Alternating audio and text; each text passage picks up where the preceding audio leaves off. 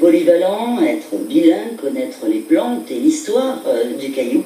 Rencontre avec une équipe qui a fait du repérage dans le sud avant de proposer cette sortie à sa clientèle. La Karine Arroyo, Gaëlle Etuvier.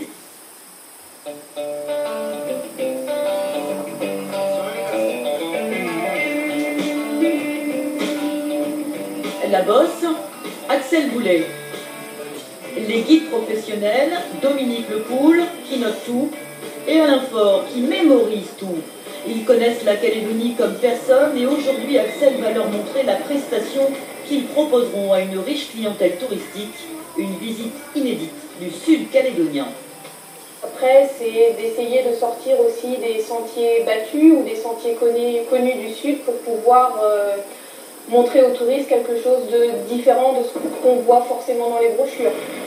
Et l'endémisme des plantes est l'une des richesses du sud. Donc voilà, là, je parle pas mal de ces fameuses fougères aigles qui est notre peste végétale.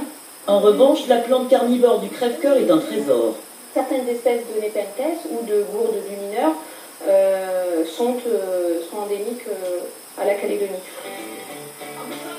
Chaque étape est l'occasion de faire le point sur les connaissances de chacun. Une journée brainstorming où les trois guides vont mettre en commun leur savoir.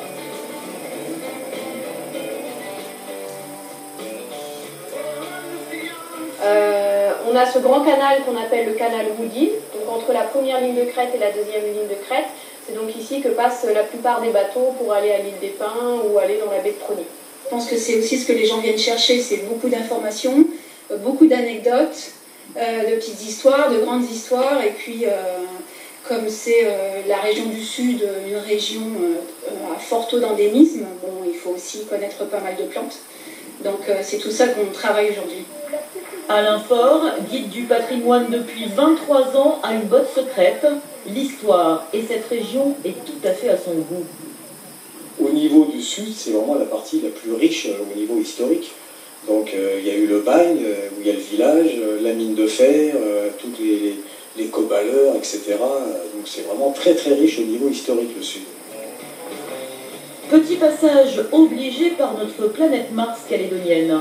Une mine qui a produit 3 millions de tonnes de fer pendant 10 ans avant d'être laissée à l'abandon. Puis direction la propriété Atiti où nous attend Anita. Elle se lance dans le concept de table d'hôte pour la première fois avec ses trois guides. Je propose des cocos verts, un peu de fruits de mer, tout ce qui est bio, quoi. Oh là là, Une journée surprenante qui finira au Cap-Endroit avec des guides confirmés et passionnants, histoire de montrer à nos touristes que la Calédonie ne se résume pas à l'un des plus beaux lagons du monde.